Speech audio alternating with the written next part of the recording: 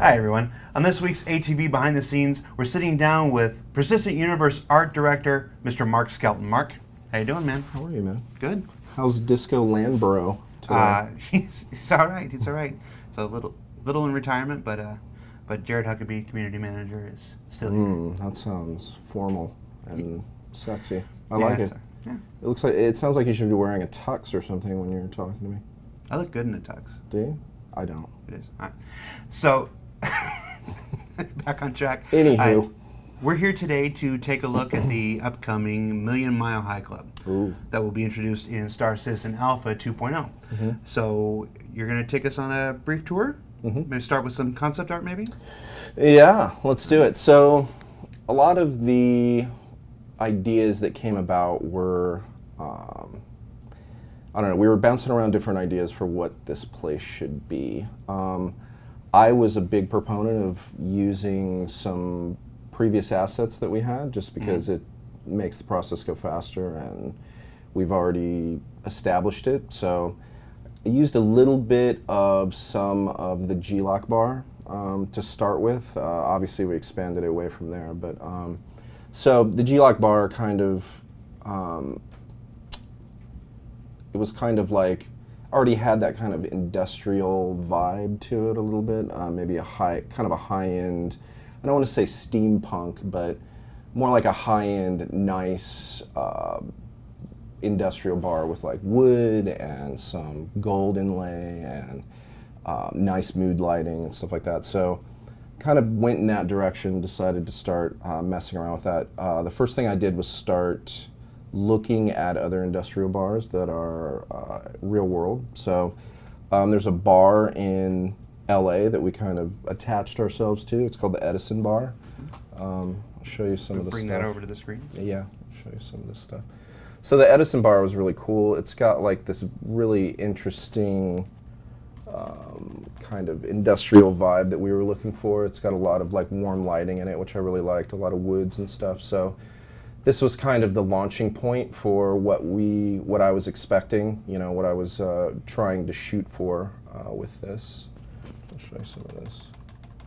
So yeah, that kind of classic high-end, you know, like cigar, you know, type bars that you would see in LA and various places. So with that, we first initially did a layout, which Behavior did a nice layout of the bar itself, and then I had Ken Fairclaw do a paint over of it, which I kind of went back and forth on.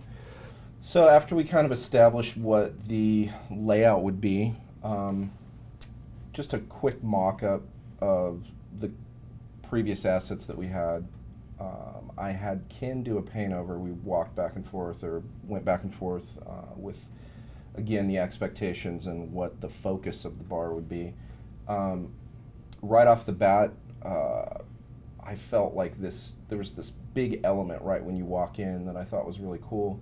It's like kind of a mobile, like large sculpture. So kind of focused in on that and started Ken doing some paint overs here and there of it.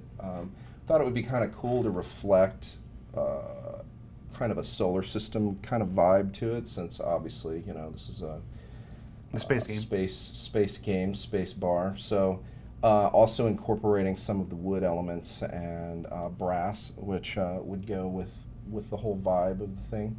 So kind of started with that, started putting things in place. The other thing that we were going back and forth on was the logo for the bar.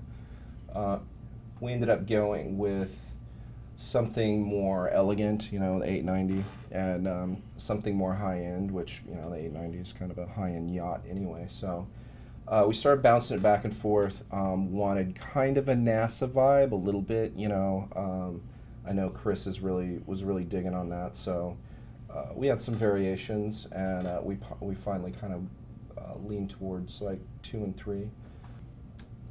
After we kind of established all that, got the sign-off from design as far as the layout goes. Usually design, what they'll do is they'll walk through it and give us what's called a critical path. The critical path is the path that the player is going to traverse the most. So we concentrate on that, make sure that that path has enough interesting things in it and moves correctly enough before going forward. A lot of it has to do with, we don't want to, obviously if you have a critical path, you don't want a lot of things in your way. You have to walk around stuff and do all that because it kind of destroys the flow, of the open area. So after we got that back from design, we started arting it out. And then since we had a lot of it established, I would say probably 50-60% of it's established from the G-Lock bar. We started with that and then started adding pieces to it to, again, pull it more towards a kind of a more high-end industrial vibe. So with that, I will show you what we came up with. So again, establishing the look and feel of it, I wanted dark metals and this nice high-end wooden floor to kind of accent how swank it is. It's very swank. Yeah, we did. I had a nice.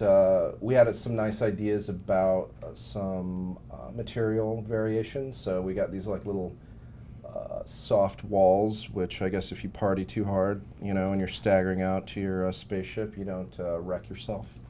Just good. Bounce off the walls. We got this dude, super intimidating. He's gonna check your stuff, man. Make sure you're who you say you are, or he's gonna beat you down. So then we decided to, originally, like, the door was kind of over here, so when you come out, you kind of make a right, and that didn't feel grand enough. I mean, we wanted to make it feel like when you walk out of this elevator, which the elevator's right here, when you walk out, you have this kind of red carpet feel, very high-end, swanky, like a New York club or something like that. So again, concentrating on style, making sure that the style fits to what we wanted. These sculptures kind of, reflects like the big sculpture inside, which you'll see in a moment. So I'm so excited. I'm going up the door. So then you walk in and it's like swing. So again, here's the big element I was talking about. We wanted something, again, like looking back at that kind of Edison bar, they had these really nice diffused lighting elements at the top. So we put those in there, which it kind of helps break the ceiling up because the ceiling's really dark, especially in places like this. The ceiling doesn't matter. Obviously, you don't want to focus on the ceiling. You want to focus on things around you. We went with a warm cool, which I'll walk over to the fish tanks in a minute. But the fish tanks added a nice cool element to like the nice warm floor. So your eye immediately is like, ooh, I want to go play with the fish tanks. So over here is the lounge section. The lounge. So you and your bros can hang out and watch the Murray Cup races and whatever you flip on TV. This is a nice touch. They because I like cigars so much, they decided that they should put cigars in the game for me. So I thought that was kind of sweet. So again, I mean, lots of wood, lots of nice leather fabrics, dark versus gold materials, which accent really well. Everything's lower lit, so you get darker corners. It's more intimate, and also it pulls the player again to the main section. So you walk down here, and here's our little swanky dance floor with the logo that we were talking about, which I thought turned out pretty cool. Yeah, it does. So here's this big element above you that's moving around. So initially we had wood in the interior of these. It felt too heavy. It felt like the thing would weigh 1,000,000 pounds, and so putting glass in there still reinforced the high-end beauty of it, but made it feel a little thinner and not so heavy. So we put in this nice big fish tank. People are gonna love that. Yeah. I want to see Scuba Steve cruising through. Can we have Scuba Steve? Maybe, yeah, maybe. There might be some little Easter eggs in here if you guys look hard enough. We'll see. See if anybody looks hard enough. For the bar itself, we decided to go with kind of a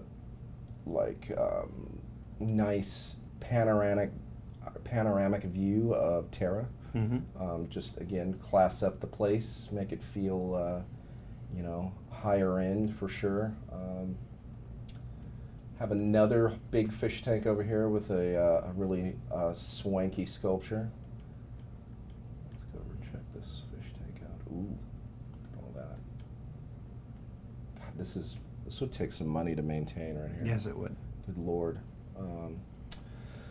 So again, using the cool tones to kind of set this corner apart. So you've got warm over here and cool, which kind of pulls you right over to this section. So you can hang out with your friends again, smoke some cigars. I like the cigars, man. Apparently. And so you also have your own bartender. You can come over and talk to Mr. Man, and he'll set you up with a drink, which I think his animations are off right now. You get the gist. Yeah. But yeah, we continued this Terra element through the bar behind him. You can see behind him it's kind of a full thing. Nice full bar, nice big area, nice seating. So yeah, and then there's a door over here. There's a door over here. Which you cannot access right at the moment, but for future secret top secret expansions, there may be something cool in here, which check back, and I bet you there will be. But that's about it, man. I mean, it was a cool little space to do in a relatively short amount of time, reusing some higher end assets that we have and changing them, making them a little better. We took some of the seats from, again, the G-Lock and kind of did little brass elements around it and put a nice brass strip on the floor. That made all the difference in the world. The floor originally was just a big sheet of wood, so we decided to come in with accents and kind of gold inlay some of these elements, which break the whole floor up nicely. You can see it's just not an ocean of wood. Red wood, yeah. Yeah. So that's pretty much it. All of the lighting elements and everything kind of fall in line with the sensibilities of what we were trying to go for. So. Well, very cool, Mark. Thank you so much for taking us on this look at the Million Mile High Club. Sure, it was great working on it. Had a lot of fun. For those folks who own the Million Mile High Club, you'll have access to it, to the first iteration of it in Star Citizen Alpha 2.0. And there's invite me. Yeah, I don't have one. Yeah, invite me because I want to come hang. Yeah, with, invite with us the so cool we people. can go hang with you and your Million Mile High Club. Yeah. Don't invite Ben. No, Ben doesn't deserve it. Guys, Mark, thanks a lot for taking us through. Hey, well, thank you. Back to you guys. See you.